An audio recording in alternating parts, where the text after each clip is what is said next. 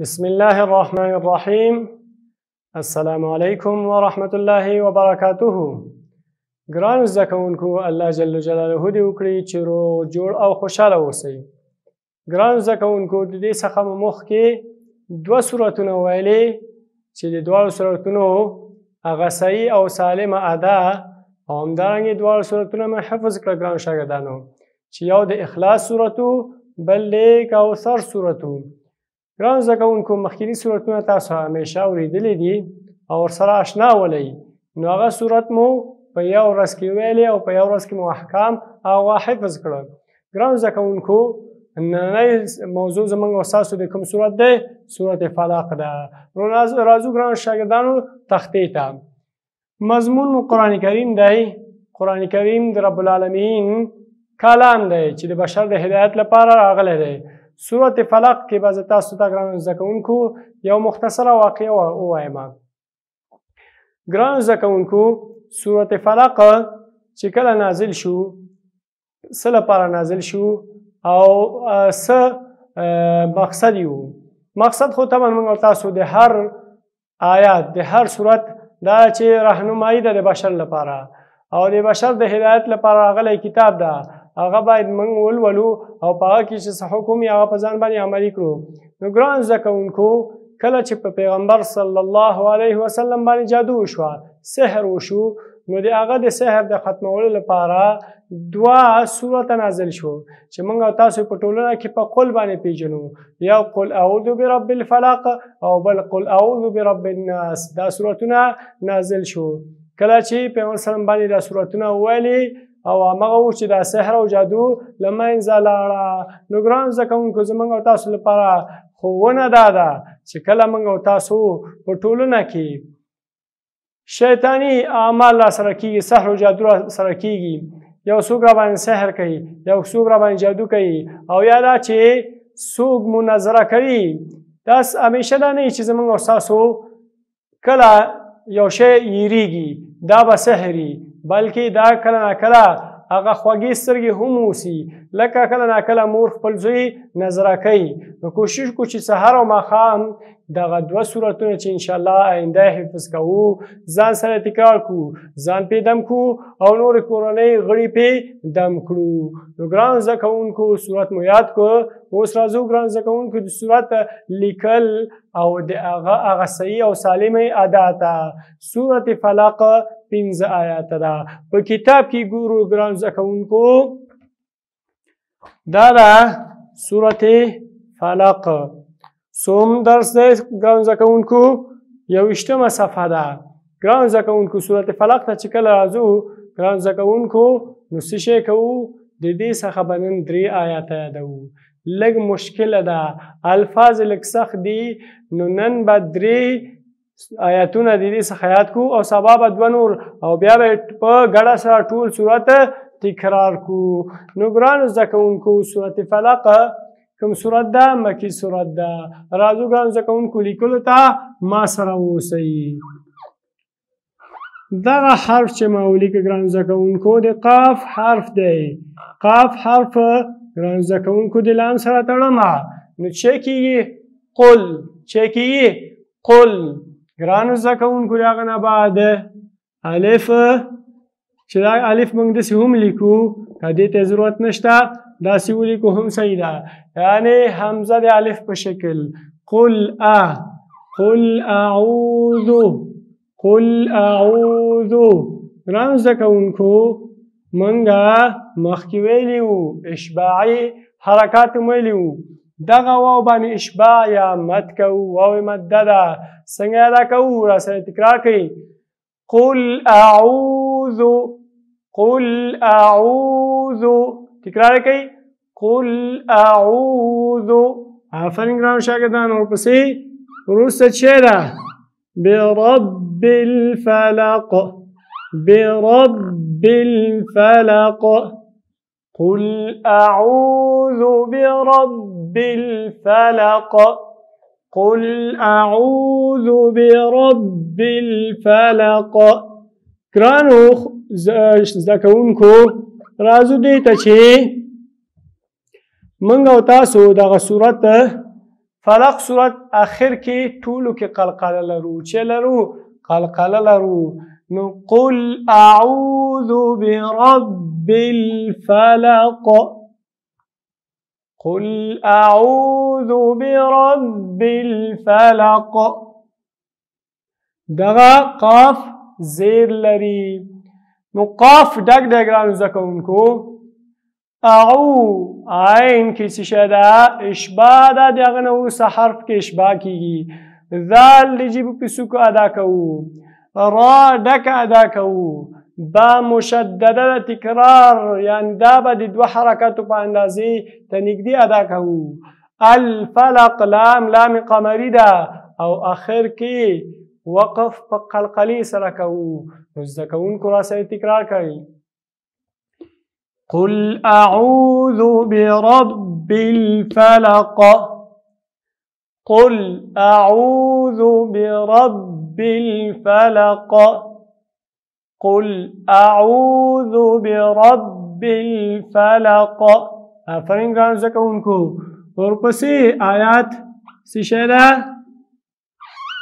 من شر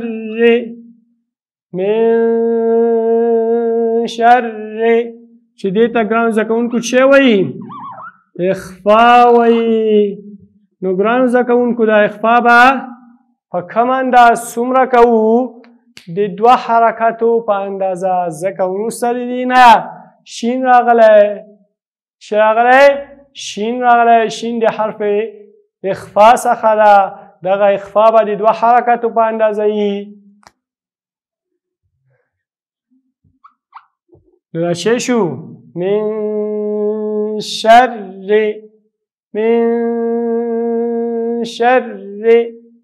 دا را به تشه وایو ګرانو زده کوونکو ولې چې را مشدده ده لیکن اصلي حرکت کسره یا زیر ده نو څه به وي دوه حالاتو سره به یې نه وایي بعضې خلک په دوه حالاتو وایي چې اوله یې ډکه کي بیا تشه کي ځکه چې دې مخکې زور ده نه د هغه وخت کې دغه زور ته اعتبار ورکوو چې کله دې باندې وقف کوو چې وقف یعنی من شر اما چې وقف نه کوو خپل اصلي کسرې یا زیر ته اعتبار ورکوو چې دواړه حالتو کې مشدد دواړه حالتو کې را چویو تشوایو من شر ما خلق دلته با ګرانو زده کوونکو چې خلق زه لیکم یو خبره به بله هم مخکیني د درسونو څخه تکراروو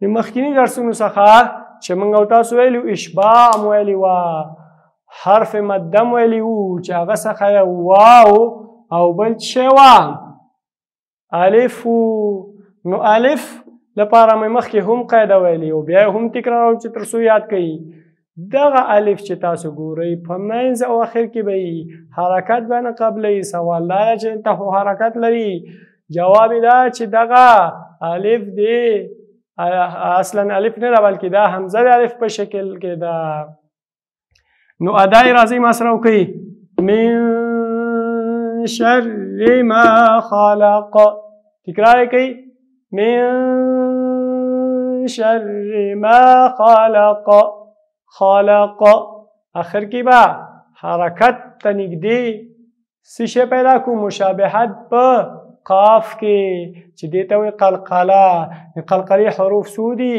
15 حروف قطب جد قاف طا با جیم دال دا به په دې چې کوو قلقله به کوو قلقله په څو قسمه ده قلقله په 15 قسمه قلقله په 4 قسمه ده یو چې کله مشدد وسي او په حالت د وقف کې لکه حق کله فقط مشدد نه وسي لیکن اخر کې وسي او حالت د وقف فلق خلق بل په منځ کې وسي ورأيت الناس يد په صورت ابتر کې مو ویلي ابتر او یادا چې دغه حروفو کې همیشه دغه صفت د قلقلې شته ګرانو زده کوونکو ولې چې قلقلې صفت لازمه ده ورپسې راځو دریم آیات ته ومن شر غاسق ومن شر غاسق ومن شر غاسق ومن شر غاسق ومن شر غاسق إذا وقب إذا وقب إذا وقب إذا وقب ومن شر غاسق إذا وقب. دلته چې کوو ګرانو زده کوونکو اخفا کوو چی اخفا کوو ورپسې دغه را او دا را یو شی ده باریکه به وایو شر غاسق الف لپاره قاعده دا ده الف به په منځ او اخر کې راځي او اخر الف لپاره بله قاعده دا ده که مخکې تی حرف مصالیه الف به په ډک اواز سره ادا کیږي که مخکې حرف مصالیه نه وي په نري اواز سره به ادا کیږي یعنی باریکه اواز سره غا غین ډک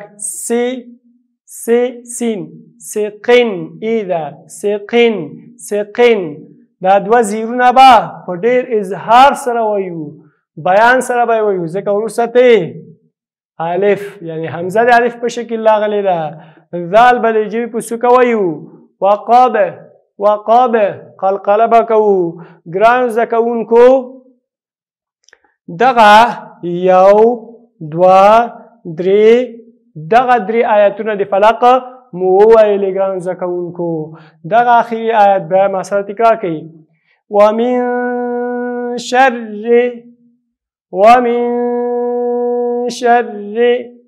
غاسق اذا وقب.